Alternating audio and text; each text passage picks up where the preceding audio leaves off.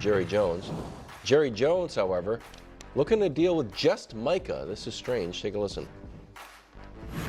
I'm the one who has to sign the check, and Michael's the one that has to agree to it. So that's the straightest way to get there is the one writing the check and the one agreeing to it talking. And that's the principle that's involved here. The agent is not a factor here or something to worry about. And I don't know his name. And so my point is that I'm not trying to demean him in any way, but this isn't about an agent. Okay, so then Micah went on Twitter and said, by the way, David Mulugheta is the best. Like anyone with good sense, I hired experts for a reason. There's no one I trust more when it comes to negotiating contracts than David. No back doors in this contract negotiation.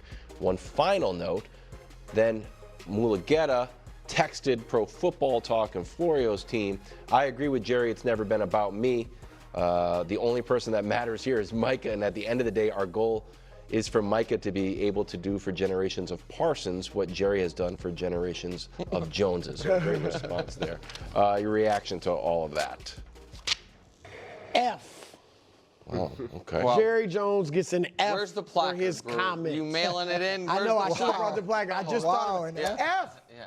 I mean, this Micah and obviously his agent, they sound more reasonable than Jerry Jones at this point. If you listen to more of his comments, he talked about Micah like they're not sure.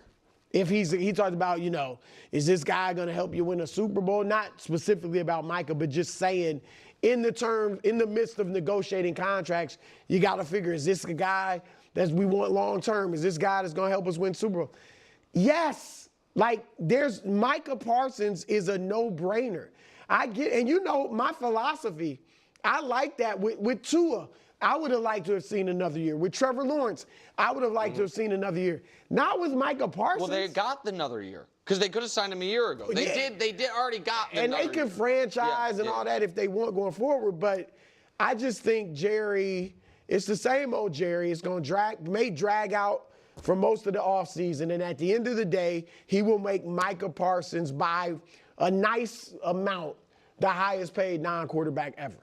Okay, so I don't necessarily give him that because I do see his side from one perspective, and that is that at the end of the day, the agent does work for Micah. And being in negotiations in the past, there were times where you're discussing things with the agent and you didn't know whether the things you were saying were actually getting to the player the way that you presented it to him. So you wanted to make sure that the information was getting to the player the way that you were presenting it. And that can be difficult at times. And the agent works for the player, and ultimately the player has to make that decision. And sometimes agents will negotiate a deal or will drag a deal out because they're working on their next player. They're working on their next guy that they're recruiting. Hey, look what I did for Micah Parsons. I can do this for you. So there's not always just the player's best interest. The idea, though, that Jerry's just going to deal with Micah, that's unrealistic. I mean, he knows that agent's name because it's also the agent that did Deshaun Watson's contract. So it's in Jerry's best interest just to deal with Micah, but that's not going to happen. So I see elements of both sides. I think Micah's making exactly the right decision. You did hire this group to represent you to get you the best deal possible. And I also do understand Jerry's perspective of we want to make sure that at the end of the day he understands where we're coming from organizationally. So I have a different outlook on this. All I care about is does he or does he not know the agent's name? Yes, he absolutely does. Okay, yeah, well then, so here's why. Okay, so this is exactly my point. If it was true, I don't know his name, I have forgotten it, it's not important to me, then it's time to take the car keys away. If that's it. Okay, so we all say that's not what it is. And it's needlessly antagonistic with someone you have to negotiate with. I hadn't seen Mulugheta's quote to Pro Football Talk, so good job by you grabbing that. I missed it. But Mulugheta's quote is exactly right. You said it's great response or whatever. You know why? Because it's professional, it's respectful, it doesn't open any extra animosity, it gets your point across, all of it.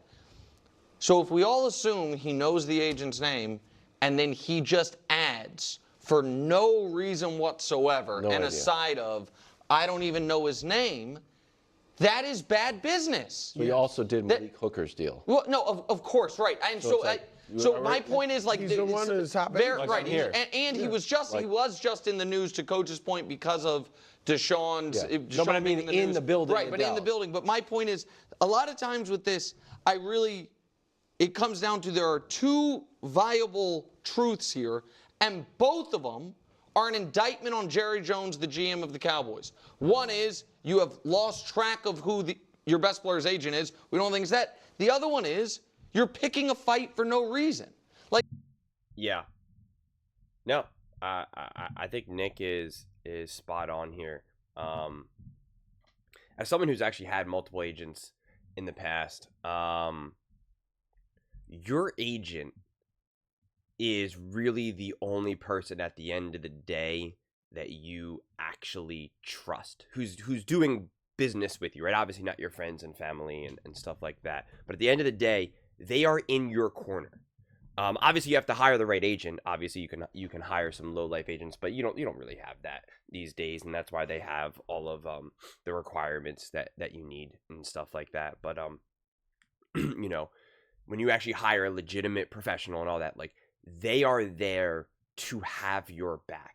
They are there. There are so many landmines that come throughout all of this process that you need someone who you know will have your back, who you can trust, who will understand things in ways that you, as the person that's being represented, the talent, the athlete, whatever it may be, are not going to really fully understand. It's just not where your expertise lie. So it's just, and Jerry Jones obviously knows this. So for him to even say some of the things that he just said are just so outrageously wrong. Number one, it's just wrong. And number two, it's inappropriate. It's inappropriate to send that out to Micah. Like what Nick's saying too is kind of saying like it's just, you know, you're antagonizing for the sake of antagonizing. It's like, it's not even just that. Because right, if we want to look at it just from the name, if you don't know his name, well then what are you doing? And if you did know his name, but now you just forget, well then like you're senile. Like there's something wrong with you, like legitimately right now, and we gotta like, you know, you gotta see a doctor now. But even if this is just him not even necessarily being antagonizing, and he's just kind of saying this because this is just like kind of, you know, Jerry Jones's own bravado or his own look, it's just wrong. It's not how he would ever do business. Jerry Jones himself, I can guarantee you, all the deals that he's making, he has his lawyers there. He has his lawyers overlooking the contracts, the deals. He has his accountants running the numbers. Like, you always have your team there. It's just, no one just does it with just a handshake and like, that's it, and you walk away. That's not how these things work. It's not how these things work. So it's just wrong to even make the player, Micah, now you're a superstar, but not even just Micah, any player for that matter, any player that you're doing business with, to make them feel like their representation, the person that's supposed to be part of their team to help them through this process, is irrelevant.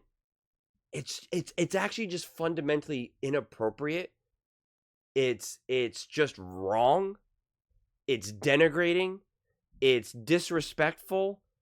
It's just every negative word that you could possibly come up with.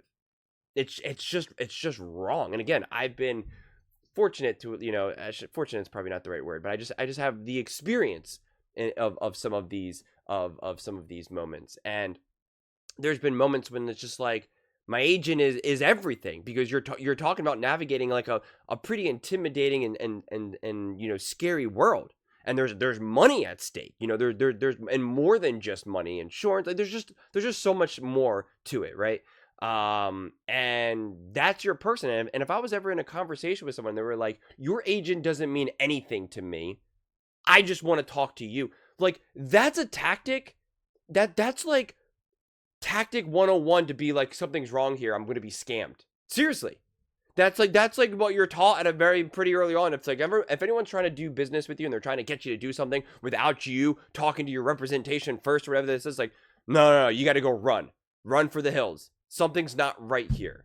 Because anyone who's conducting real business, but yeah, talk it over with your lawyers, talk it over with your agent.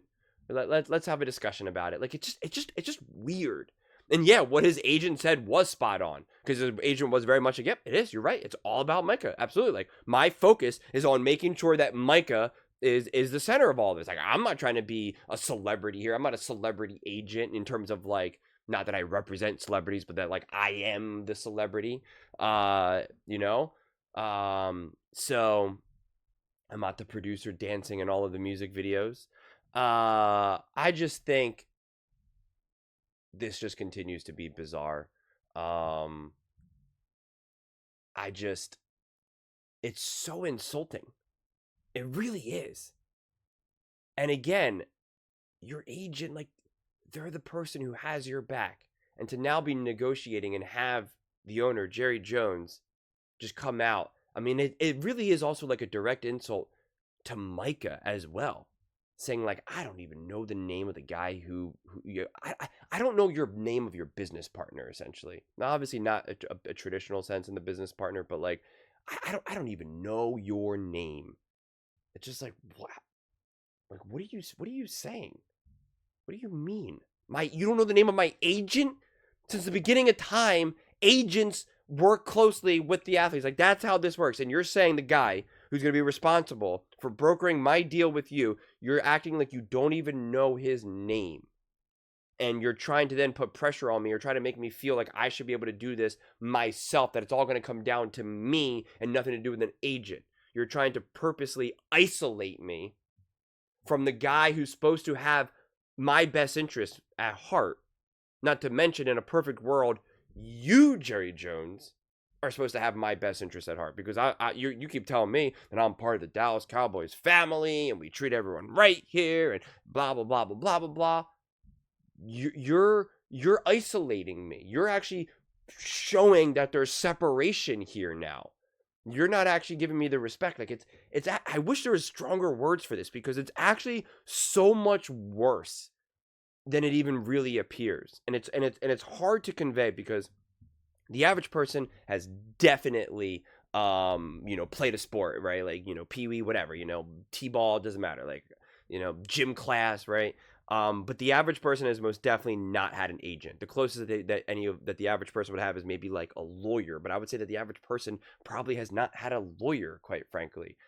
So it's just hard to put into words, especially if you have a longtime agent who's been representing you for an extended period of time. Like, again, like, they're the one person in the industry that you can call, that you can be like, I have a problem, or I need this, or what do we do here? Like, it's the one person that you have in your corner, especially if you hire the right agent. Like, they legitimately, like, they're, by definition, have your back. Like, it's just crucial.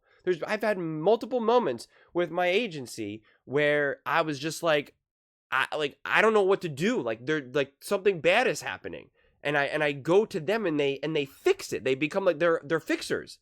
One time I had to leave a job and they were gonna like not pay me, and I told my agent, and I was just like, oh, like, they sent me home. I don't know what to do. And they were like, that's ridiculous. You had to go to this day. You lost your whole day. Blah blah. Like, we're demanding that you still get paid for the day. Like, all this type of stuff. And it was not stuff that, first off, I didn't even know that I was even owed that money, or even owed any of this. I didn't even know that this would even become a thing. And they just took it over like that. And we're just like, oh, no.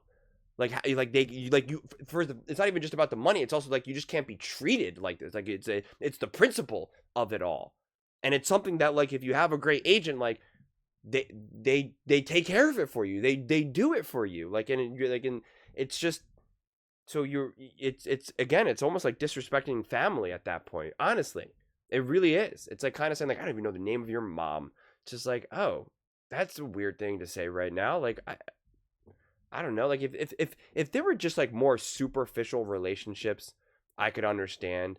But when you are a team like the Dallas Cowboys and Jerry Jones and the owner and the GM, which obviously I know in this situation they're combined, you get so much of this message of we're family, we're family, we're family, we're united. And other football players have talked about this recently, right? Like everyone, like every team always preaches that we're family, but it's like you don't always feel it. And there's some teams like you are family, and there's other teams where it's like we're family, and it's like yeah, we're family, and then it's just like, you know, whatever you say. And I've been part of teams, again, obviously not at the NFL level, where it's like it is family. You feel like you are a brotherhood, like you feel it all. And there's other times where they're like, we're a family, and you're like, all right, man, I get it, we're a family. Can we just, you know, skip all of this nonsense and get on with it? And this to me pops that bubble. And if you're a long-time owner and GM like Jerry is, part of the Dallas Cowboys, this massive franchise with this massive fan base, there should be no other team that should be able to even be remotely close to be able to build this family atmosphere. People should be just praising past, current, future players that are just like, Jerry Jones is the greatest. He makes me feel like I am his son, his brother, his whatever, you know, like that. Like I just never felt more at home in my entire life than when I was wearing the star, when I could say that I was a Dallas Cowboy. And you really truly are, with Jerry Jones, you truly are a Dallas Cowboy for life. And any player that goes there just is in tears if they ever have to leave, because they're just like, I just love it so much here. I mean, like, he has the ability to create that environment. He has the money, the fandom, the power, the massive franchise that it is, you know, the massive business that it is, the cachet of it all. And when you make statements like this, again, I can't emphasize this enough, it's just the exact polar opposite of all of that. You know? And at the end of the day, it is just a business. But you can still have family business. Like, you can still run highly run businesses and still have that actual real team.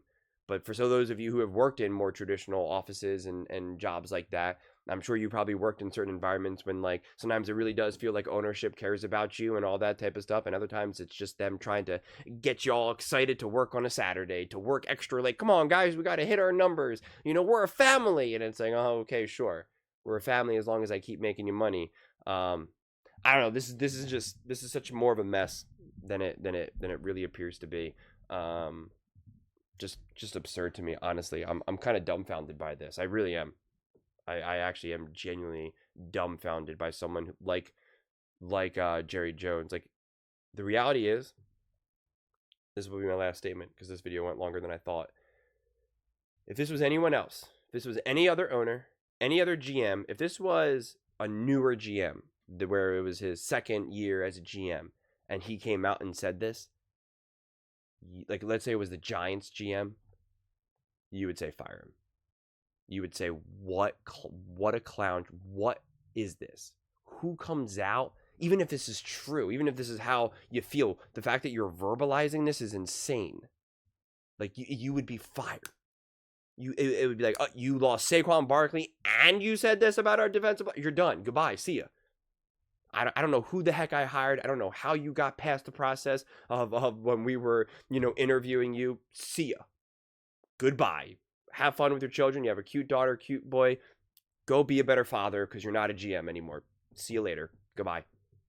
Adios. Go become a kindergarten teacher or something. I don't know what to tell you. You're definitely not cut out to be a GM in football. But it's like Jerry Jones, and it just hits a little different. Like, is Jerry Jones quirky? Is he senile? Like, it's just different. Like, this is, to me, is like a legitimate fireable offense, but which you obviously can't fire him. So it's just like, I don't know, bizarre. But those are just my thoughts. I'd absolutely love to hear yours. What do you guys all think about Jerry Jones, Micah Parsons, the Dallas Cowboys? Let me know in the comments below. I read every single comment. It's whether you agree with me or disagree with me. Either way, let's get in some discussions. Let's get in some fights. But ultimately, let's just have some fun. And please do consider subscribing. We are building an amazing community, and I'd absolutely love to see you part of it. I want to build something that we all genuinely feel connected to. Something that we're really excited to be part of. I think we're well on our way to doing it. And please don't forget to give this video a thumbs up, as it really does help with the visibility and the algorithm. Thank you so much. See you next time.